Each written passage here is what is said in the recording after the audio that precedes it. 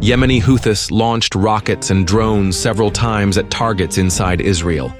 No significant damage was caused. Debris damaged several structures. At least 20 Israelis were injured during evacuation.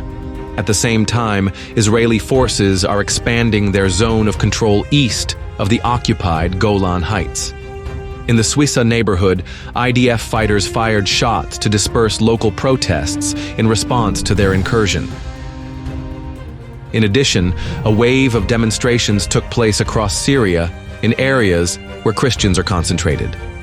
The actions were sparked by the burning of a Christmas tree in al-Sukailabiyah, the culmination of a string of attacks on religious sites. In parallel, throughout Syria, the new authorities have consistently sought out and punished the enemies of the revolution.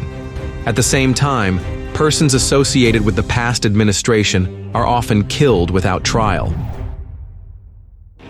At the same time, there is still a slight resistance against progressive jihadists, with attacks recorded in the mountains of Tartus and Latakia provinces.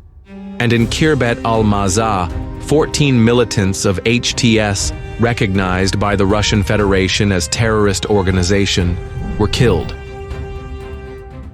Meanwhile, the SNA militants continue their attempts to occupy the Tishrin Dam site, where clashes have been taking place for a week.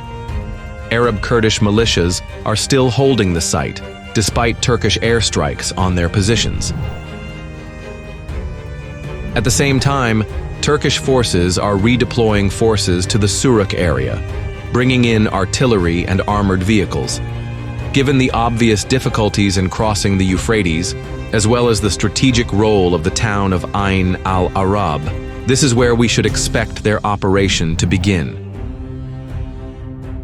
Also, the Turkish Defense Ministry reported the neutralization of several dozen members of the Kurdistan Workers' Party. 20 members of Kurdish militias were eliminated on the territory of Syria, another one on the territory of Iraq. As for Deir ez-Zor province, the U.S. is increasing its presence on the east bank of the Euphrates. The area around 𝐄𝐚𝐬𝐿 and neighboring villages has seen an increase in the activity of U.S. patrols and columns of armored vehicles.